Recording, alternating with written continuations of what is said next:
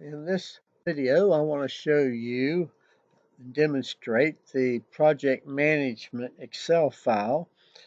The file is able to calculate the parameters of a project management network. Here you see this column has the early starts. Here are the early finishes, the latest starts, and the latest finishes. The slack times. Of course, over here are the activities and the predecessor list and the durations in this column. The green cells are the ones that the operator inputs the network data. And also, it will crash.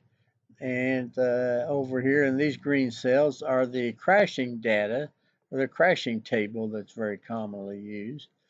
Here we have the normal time, what the time could be decreased to. Here we see going from 6 to 5, and on down here 5 to 4. And then beside it we have the normal cost of each activity, and then the crash after the cost that it would take to crash it to the maximum amount. So let me see if I can give you a little demonstration. Let's say click to crash. And sometimes you have to do this the second time. Now let's try it again. Let's see. There. Now you see it's crashing. It's decreasing the duration, and the cost is going up. You can see. By the way, this is a 30 activity network. Typical probably of small projects. And then another feature is it's got a Gantt chart, which automatically updates when you update the data in the network. And a very nice feature is the network diagram it will draw, and I'll demonstrate that to you.